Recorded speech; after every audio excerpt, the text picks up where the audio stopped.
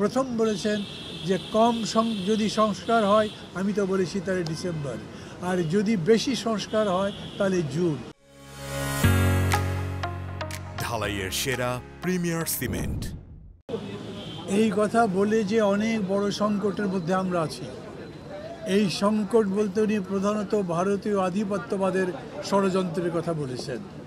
ভারতীয় আধিপত্যবাদ আমাদের এই পরিবর্তনকে একেবারে স্বীকার করতে চায় না, পারলে আমাদেরকে একদিনে ধ্বংস করে দিতে চায়, এবং সেই জন্যে যা যা করবার দরকার সব তারা করছে, এই ছিল তার কথা।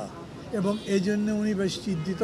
উনি চাইছেন যে এই জন্যে সমস্ত জাতির ঐক্যবদ্ধ হওয়া দরকার, রাজনৈতিক দলগুলোর মধ্যে ঐক্যবদ্ধ হওয়া দরকার, কিন্তু দিন দিন এই ঐক্যটা দুর্বল হচ্ছে, এই জন্য উনি চিন্তিত, উনি বেশ খানিকটা হতাশ। আমরা আমাদের পক্ষ থেকে বলেছি যে না, এই প্রশ্নে আমরা সবাই এক থাকবো। আমাদের ডিফারেন্স যেটা থাকবে, সেলিম ভাই যেটা পরে বললেন যে যেরকম করে ডাইভার্সিটি অ্যান্ড ইউনিটি হবে, আমাদের মধ্যে মতপার্থক্য থাকবে, কিন্তু মূল জাতীয় ইস্যুগুলোতে আমরা ঐক্যবদ্ধ থাকবো, সেই বিষয়গুলো তাকে বলেছি। উনি মোটামুটিভাবে আশ্বস্ত হয়েছেন। আর একটা বিষয় তিনি বিশেষ করে বললেন হঠাৎ করেই, যে আমি সেদিন খুবই হতাশ হয়ে গেলাম আমার মিটিংয়ের মধ্যে, যখন উপদেষ্টা পরিষদের সঙ্গে বসছি, আমার মনে হলো আমি এতদিন ধরে যেগুলো করছি এগুলো কোনোটাতেই সফল হতে পারবো না, সবই ব্যর্থ হয়ে যাবে, সংস্কারও হবে না, ঠিকমতো নির্বাচন করতে পারবো না। এই জন্যে আমি মনে করেছি আমার দায়িত্বে থাকা দরকার নেই, অতএব আমি ঘোষণা দিয়েছিলাম যে আমি পদত্যাগ করছি।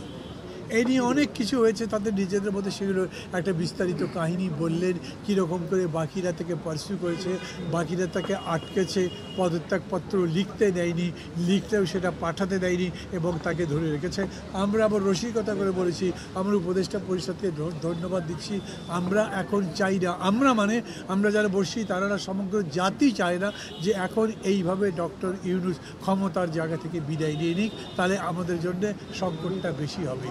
এই ব্যাপারেও আমরা বলেছি বেশি করে রাজনৈতিকভাবে তাকে ইনভলভ হতে হবে, কথাবার্তা বলতে হবে, ডিসকোর্স হতে হবে, এবং কী কর্মসূচি তিনি নিতে চাচ্ছেন সেইটা বলতে হবে। বেসিক্যালি যেহেতু রাজনীতিটা হচ্ছে নির্বাচন সামনে, সেই নির্বাচনের রোডম্যাপ তার বলা উচিত, এবং তিনি কীরকম করে নির্বাচন করতে চান, তার ডেডলাইন কবে, সেই সম্পর্কে তার বলা উচিত। উনি খুব স্পষ্ট করে বলেছেন। প্রথম বলেছেন যে কম যদি সংস্কার হয়, আমি তো বলেছি তাহলে ডিসেম্বর, আর যদি বেশি সংস্কার হয় তাহলে জুন। এর মধ্যে আমরা আলোচনা করে যে কোনোটা করতে পারি। দরকার লাগলে পদত্যাগপত্র হিসেবে লিখে দেব যে জুনের পরে কোনোভাবে এইটা গড়াবে না, তার আগে নির্বাচন হবে। যারা যারা সন্দেহ করে যে না আমি বোধহয় কোনো মতলব ভাসছি, ক্ষমতা আরও কুক্ষিগত করতে চাই, দীর্ঘস্থায়ী করতে চাই, তাদেরকেও দরকার লাগলে আমি প্রভিজনারি নোটের মতো করে কিছু দিয়ে বলবো যে আমি কোনোভাবেই আমার ক্ষমতা এক্সটেন্ড করতে চাই না, এই অন্তর্বর্তী সরকার ক্ষমতা আর বেশি বাড়াতে চায় না, সামনে বরঞ্চ একটা নির্বাচন দিয়ে গণতন্ত্র নির্বাচন নির্মাণের জন্য যা করা দরকার সেইটা আমি করব।